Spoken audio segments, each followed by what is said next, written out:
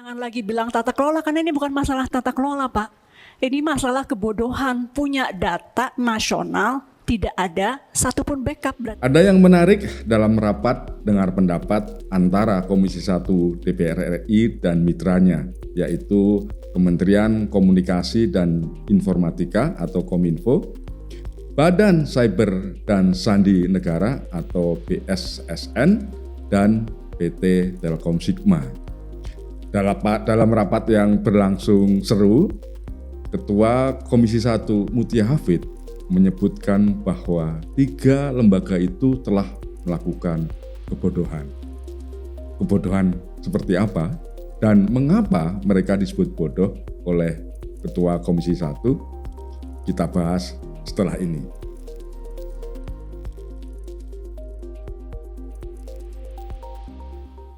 Semua berawal dari terjadinya serangan cyber terhadap Pusat Data Nasional Sementara atau PDNS yang terjadi pada Senin 17 Juni tahun 2024. Ya, waktunya sekitar tengah malam. Akibat serangan itu, 3 hari kemudian PDNS itu mulai mengalami infeksi perangkat lunak berbahaya atau malware. Nah, untuk teman-teman yang belum paham tentang apa itu PDN dan serangan cyber itu, saya akan jelaskan dengan bahasa yang sederhana. Jadi bayangkan seperti ini. Pusat Data Nasional Sementara itu ibarat gudang besar. Gudang itu berisi koper-koper, berisi data milik kementerian dan lembaga negara, juga pemerintah daerah yang dititipkan ke dalam gudang itu. Nah, suatu hari ya di depan gudang yang sebetulnya pintunya terkunci rapat, aman begitu ya, itu ada paket. Ya, paket di semua pintunya itu ada paket.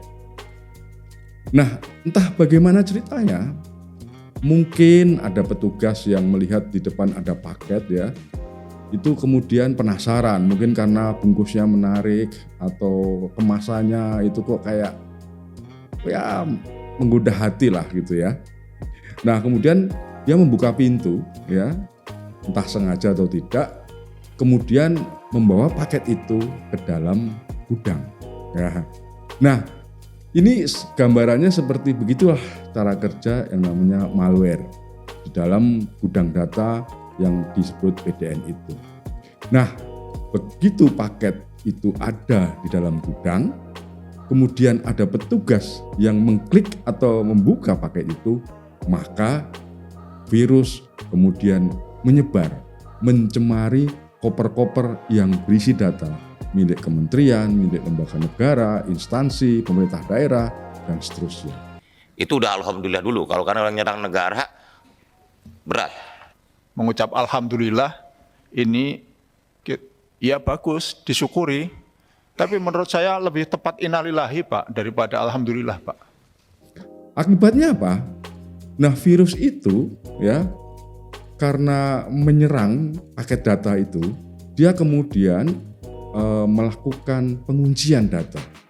Jadi sebetulnya data di dalam koper itu tidak hilang, tapi tidak bisa dibuka. Nah, itu yang disebut dalam bahasa teknis namanya dienkripsi. Dan petugas penjaga gudang, satpamnya begitulah ya, itu karena nggak punya kuncinya, akhirnya tidak bisa membuka koper-koper yang sudah terenkrip itu tadi. Nah, itu kira-kira bahasa sederhananya atau gambarannya bagaimana sebuah pusat data nasional diserang oleh sebuah malware. Jadi datanya masih ada ya di dalam gudang itu, tapi tidak bisa diakses lagi. Nah, akibatnya apa? Pusat Data Nasional Sementara itu jadi tidak bisa diakses oleh semua penggunanya sejak Kamis 20 Juni. Setidaknya ada 282 instansi pemerintah yang terdampak oleh serangan malware tersebut. Serangan ini menimbulkan efek domino, yaitu lumpuhnya layanan publik dan rentannya data masyarakat yang dititipkan ke institusi bernama PDN itu. Nah, rupanya dampaknya itu sangat fatal. Seperti apa? Jadi layanan imigrasi di bandara misalnya, ya, setelah diserang tidak bisa memproses aktivitas keimigrasian. Petugas ya yang akan melakukan validasi paspor tidak bisa melakukan secara otomatis, dan mereka terpaksa mengecek secara manual satu persatu orang yang akan berangkat ke luar negeri, cek paspornya, sehingga terjadi antrean panjang para penumpang yang mau masuk atau keluar negeri. Ya, karena paspornya harus dicek satu persatu. Tidak hanya imigrasi, rupanya Kemendikbudristek atau Kementerian Pendidikan Kebudayaan, Riset dan Teknologi juga kena getahnya. Mereka melaporkan bahwa serangan cyber di PDN membuat data 850.000 lebih calon mahasiswa pendaftar Kartu Indonesia Pintar Kuliah atau KIPK. Ini seperti program beasiswa gitu ya untuk mahasiswa yang kurang mampu dan ingin minta beasiswa kepada Kemendikbudristek. Datanya tidak bisa diakses lagi, sehingga ratusan ribu pendaftar KIPK itu terpaksa harus mengulang pendaftaran. Jadi mereka harus mendaftar lagi. Ya, Kemdikbud sudah mengeluarkan ya surat edaran berisi himbauan supaya para calon mahasiswa yang minta beasiswa itu harus mendaftar ulang. Sungguh merepotkan, tidak hanya mahasiswa ya, tapi juga masyarakat umum. Nah, tapi anehnya, meskipun serangan cyber itu sudah terjadi selama 3 hari ya, pengelola tidak segera menyampaikan gentingnya situasi tersebut pada publik. Para penanggung jawab PDN terkesan diam, tidak terbuka menjelaskan tentang apa yang sebetulnya terjadi. Saya tidak tahu apakah ini karena birokrasi atau karena inkompetensi para petugas atau sebab lain ya. Padahal serangan cyber dan dampaknya seharusnya termasuk informasi publik yang harus disampaikan secara cepat, segera, dan terbuka. Tapi yang terjadi baru pada Senin 24 Juni 2024 atau seminggu setelah terjadinya serangan cyber yang pertama terhadap PDNS, barulah lembaga-lembaga yang terkait yaitu BSSN, Kominfo, serta Telkom Sigma sebagai penyedia infrastruktur menyampaikan situasinya kepada pers. Dan ternyata seperti yang teman-teman ketahui juga, keterangan pers atau konferensi pers itu tidak terlalu menjelaskan banyak hal ya. Ketua BSSN Hinsa Siburian misalnya hanya mengatakan bahwa atau mengakui bahwa memang terjadi serangan terhadap Pusat Data Nasional Sementara. Dalam bentuk apa? Yaitu katanya namanya ransomware jenis Brain Chipper. Ini varian terbaru dari Lockbit 3.0. Ya, ini terlalu teknis lah untuk orang awam, masyarakat luas begitu mungkin tidak terlalu peduli itu jenis virusnya apa. Ya, yang mereka pedulikan adalah pokoknya kenapa ada serangan, kurang lebih gitu. Nah, disebutkan juga dalam konferensi pers itu bahwa para pelaku serangan meminta tebusan sebesar 8 juta dolar Amerika atau ya sekitar 131 miliar rupiah lah. Untuk apa? Ya untuk memberikan kunci untuk membuka kembali data yang dienkripsi di PDN itu. Kalau tidak dibayar ya maka datanya akan selamanya tidak diakses begitu. Nah, rupanya pemerintah mengaku tidak akan memenuhi tuntutan itu sepeser pun. Pemerintah akan bayar bagaimana? Enggak akan. Tidak akan. Pemerintah memutuskan kita tidak akan membayar ya tuntutan dari para penyerang itu ya. Pemerintah malah pasrah, ya sudah kalau datanya hilang tidak bisa dibuka lagi ya sudahlah gitu ya. Karena pemerintah beranggapan tidak ada jaminan bahwa peretas akan memulihkan atau memberi kunci untuk membuka kembali data yang terenkripsi itu setelah pemerintah membayar. Nah, masalahnya kalau pemerintah sudah pasrah begitu ya, lalu bagaimana kelanjutannya gitu kan? itu kan data tidak bisa dibuka lagi, tidak bisa diakses, ya.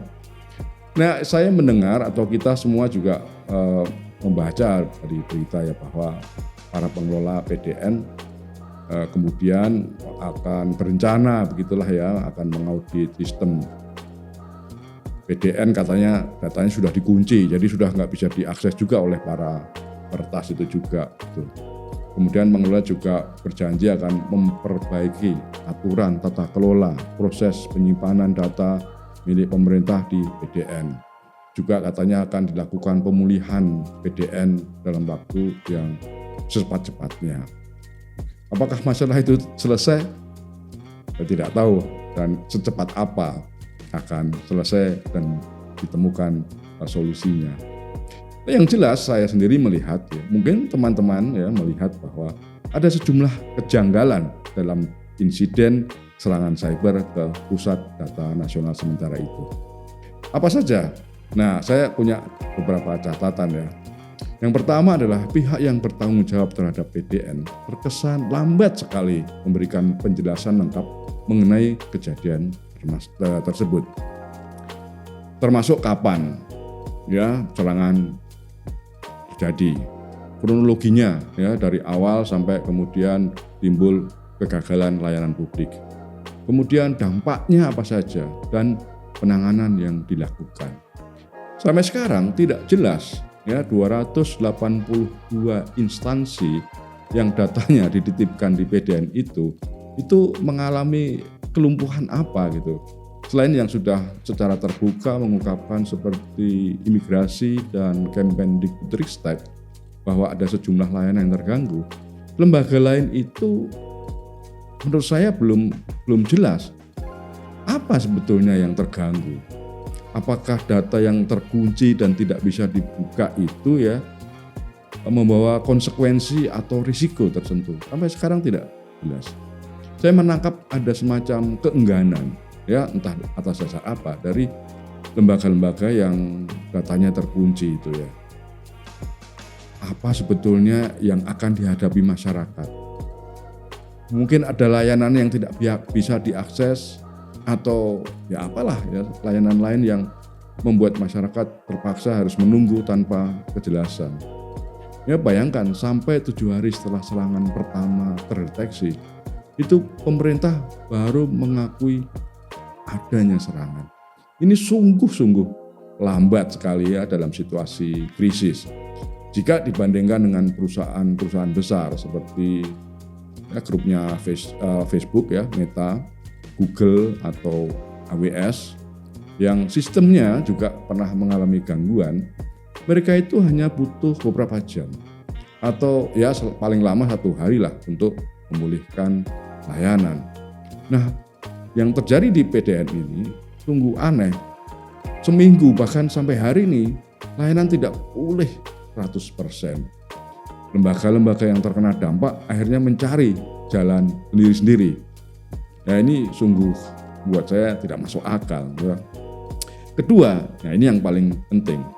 Dari dengar pendapat di DPR waktu itu, terungkap bahwa data di PDN ternyata tidak ada cadangan atau backupnya.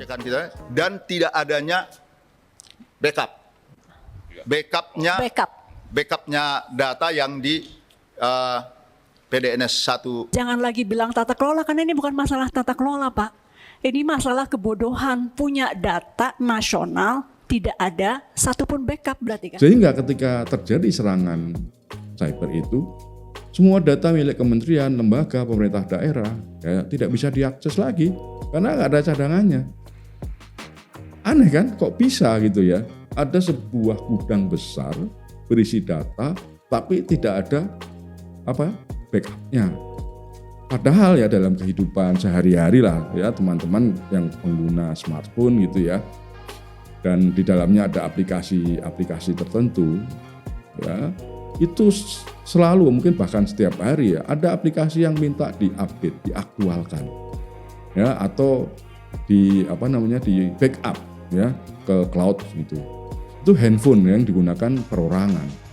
Nah, mosok Pusat Data Nasional yang menjadi pusat penyimpanan data ratusan lembaga layanan publik justru tidak mempunyai backup data. Ini sungguh tidak masuk akal. Memang Kominfo ya, sebagai pengelola PDN berdalih bahwa memang ada aturan yang menyebut bahwa penyediaan data cadangan itu opsional atau pilihan. Jadi tidak wajib bagi ya para tenan yang disebut tenan itu ya. Jadi lembaga-lembaga pemerintah yang menitipkan data di PDN itu tidak wajib untuk punya backup. Ya atas dasar aturan. Ini menurut saya aneh. Masuk gudang data yang sangat penting seperti PDN tidak punya backup data. Nah itulah sebabnya ya Ketua Komisi 1 Mutia Hafid menyebutnya sebagai sebuah kebodohan. Ya menurut saya masuk akal sih kalau disebut kebodohan ya. Karena juga sampai sekarang tidak jelas juga siapa yang mestinya bertanggung jawab atas lumpuhnya PDN dalam melindungi data layanan publik. Hingga hari ini belum terdengar ada yang dengan lantang bilang, saya yang salah, saya minta maaf, dan saya akan mundur sebagai bentuk pertanggungjawaban. Ya kan? Atau ada sudah? Belum kan? Belum ada yang ngaku. Nah, masyarakat seperti saya malah menangkap kesan bahwa para pihak yang mestinya bertanggung jawab atas pengelolaan pelindungan data di PDN malah sibuk mencari dalih di balik aturan, di balik kebijakan, dan kerumitan birokrasi. Yang juga janggal atau aneh adalah serangan cyber ke PDNS itu kan menyebabkan terhentinya layanan publik. Dan jelas bahwa ada banyak orang yang dirugikan minimal dari sisi waktu. Bayangkan orang yang baru datang dari luar negeri waktu itu ya harus ngantri lama. Harusnya dia bisa pulang istirahat atau langsung melakukan perjanjian bisnis dengan rekannya, jadi terhambat. Tapi tidak terlihat sedikit pun niat baik untuk mengganti kerugian yang dialami oleh masyarakat. Apa sebenarnya kerugian yang sudah diderita masyarakat? Bagaimana pula cara masyarakat ya kalau ada kerugian bisa mengajukan tuntutan dan minta ganti rugi. Nah, ini nih menurut hemat saya disinilah peran media massa membantu masyarakat. Media misalnya bisa mulai menulis laporan berisi cerita atau pengalaman orang-orang atau kelompok masyarakat, organisasi, instansi ya yang telah dirugikan oleh lumpuhnya data di PDN. Media juga bisa mewawancarai para ahli hukum, ya misalnya mengenai peluang class action, atau minimal membuka posko pengaduan masyarakat yang merasa dirugikan. Dengan cara itu, media ikut memberikan pesan yang kuat kepada para pengelola pusat data nasional bahwa ini bukan isu main-main dan harus disikapi dengan serius dan bertanggung jawab. Jika tidak, kita khawatir insiden yang sama akan terus berulang dan berulang lagi di masa depan. Kita tentu tidak ingin membiarkan hal ini terjadi, bukan? Tabek.